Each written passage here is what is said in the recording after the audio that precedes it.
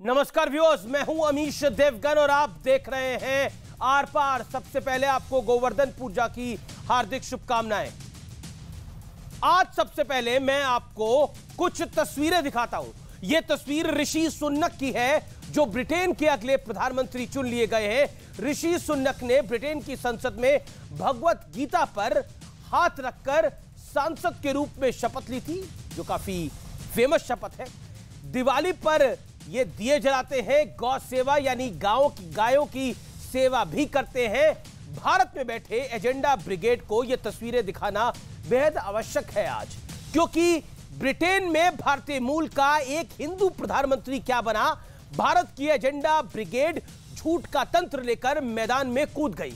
गांधी परिवार के बेहद करीबी और देश के पूर्व गृह मंत्री पी चिदम्बरम ने कहा कि देखिए, ब्रिटेन में अल्पसंख्यक को प्रधानमंत्री चुन लिया गया है, हमारे देश को इससे सीखना चाहिए। शशि थरूर ने भी कहा कि ईमानदारी से सोचिए, जैसा ब्रिटेन में हुआ क्या वैसा भारत में हो सकता है।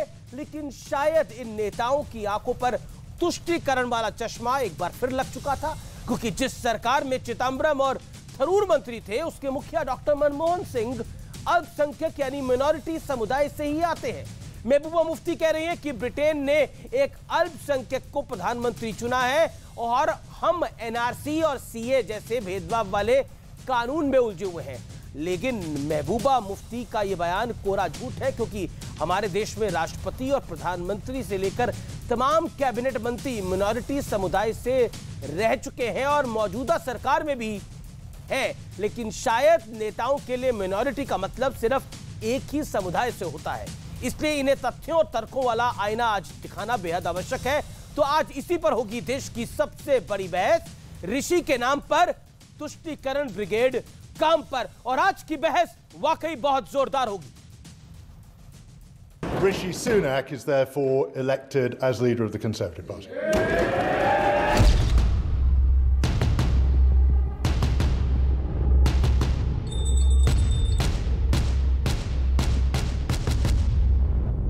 Help me God. Thank you very much. 200 साल तक भारत से लगान वसूलने वाले ब्रिटेन की लगाम जब भारतीय मूल के ऋषि सुनक के हाथ आई, तो इस पर भी एजेंडा वाली सियासत शुरू हो गई। कांग्रेस के बड़े नेता और गांधी परिवार के बेहद करीबी पी चिदम्बरम ने कहा, ब्रिटेन में अल्पसंख्यक को प्रधानमंत्री चुना गया, भारत और बहुसंख्यकवाद वाली पार्टियों को इससे सीखना चाहिए। कांग्रेस के ही शशि थरूर ने कहा, ब्रिटेन ने अल्पसंख्यक समुदाय के सदस्य को पीएम बनने का मौका दिया है, ईमानदारी से पूछें क्या भारत में ऐसा हो सकता है। उधर कांग्रेस इन दोनों के बयान से पल्ला झाड़ रही है। किसी व्यक्ति के बारे में जो कहा है उनकी टिप्पणी नहीं करूंगा, और मैंने देखा भी नहीं है उन्होंने क्या कहा है। एपीजे कलाम कौन थे? योग्य लोकप्रिय राष्ट्रपति अटल जी ने बनाया था। रामनाथ कोविंद जी बहुत योग्य दलित समाज के नेता, किसने राष्ट्रपति बनाया था? नरेंद्र मोदी जी ने सरकार ने बनाया था। इस बीच बीजेपी के अमित मालवीय ने शशि थरूर का पुराना बयान ट्वीट करते हुए जोरदार हमला किया। The last elections 5 years ago gave the world the extraordinary phenomenon of an election being won by a woman political leader of Italian origin and Roman Catholic faith, Sonia Gandhi, who then made way for a Sikh, Manmohan Singh, to be sworn in as Prime Minister by a Muslim, President Abdul Kalam, in a country 81% Hindu.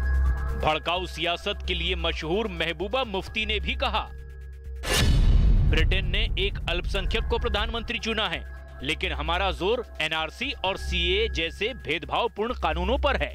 जिन अलगाववादियों, आतंकवादियों के कंधों पर बंदूक रख करके खानदानी सियासत, पानदानी विरासत के रास्ते से जम्मू एंड कश्मीर को बर्बाद करती रहीं, तबाह करती रहीं, उसके प्रति वो अपने आत्मचिंतन करें।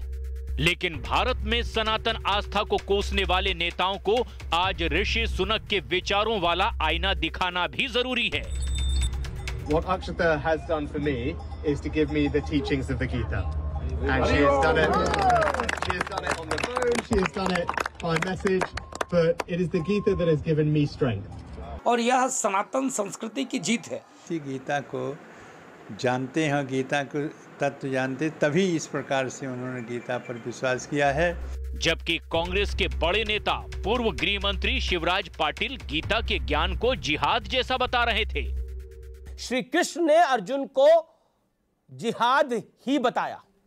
वो बराबर है, वो गलत थोड़ा ही है, मगर वो गीता जो श्री कृष्ण ने जो बताया है, उन्होंने क्या बताया है गीता के अंदर कि तुम्हारी ड्यूटी है लड़ाई करने के भी, मरने के भी और आप लड़ाई और जिहाद को एक बराबर रखते हैं? ये श्री कृष्ण ने अर्जुन वो उसको आप जिहाद बोलेंगे तो आपका वो मतलब है वो। लेकिन बड़ा सवाल है कि जिस देश में जाकिर हुसैन से लेकर फखरुद्दीन अली अहमद, एपीजे अब्दुल कलाम और ज्ञानी जैल सिंह राष्ट्रपति रहे हों, अल्पसंख्यक समुदाय से आने वाले मनमोहन सिंह प्रधानमंत्री रहे हों, वहां झूठा एजेंडा क्यों चलाया जा रहा है? इसी पर होगी देश की सबसे बड़ी बहस। ऋषि के नाम पर तुष्टीकरण ब्रिगेड काम पर।